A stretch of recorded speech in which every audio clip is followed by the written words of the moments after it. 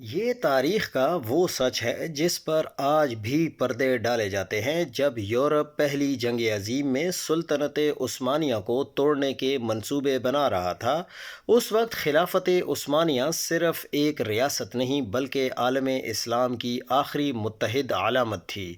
ترک، عرب، کرد اور بوسنیائی سب ایک ہی پرچم تلے تھے، لیکن عین اس لمحے جب خلافت کو سب سے زیادہ وفاداری کی ضرورت تھی، عرب اشرافیہ کے ایک حصے نے مغربی طاقتوں کے ساتھ مل کر پیٹھ میں چھرا گھونپ دیا۔ 1916 میں مکہ کے شریف حسین بن علی نے برطانیہ کے ساتھ خفیہ معاہدے کیے۔ ٹی ای لارنس جیسے تاریخ لارنس آف عربیہ کے نام سے جانتی ہے، عرب قبائل کو سونے، اسلحے اور جھوٹے وعدوں کے ذریعے عثمانیوں کے خلاف کھڑا کرتا رہا۔ عرب بغاوت کو آزادی کی جدوجہد کے طور پر بیچا گیا، مگر حقیقت میں یہ ایک منصوبہ بند غداری تھی۔ برطانیہ نے عربوں سے وعدہ کیا کہ جنگ کے بعد ایک آزاد عظیم عرب ریاست قائم کی جائے گی۔ یہ وعدہ کبھی پورا نہیں ہوا۔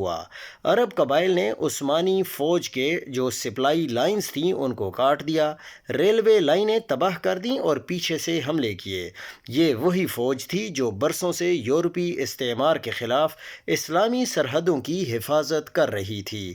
عربوں کی اس بغاوت نے عثمانی محاذ کو اندر سے کھوکھلا کر دیا، جس کا فائدہ براہ راست برطانیہ اور فرانس نے اٹھا لیا۔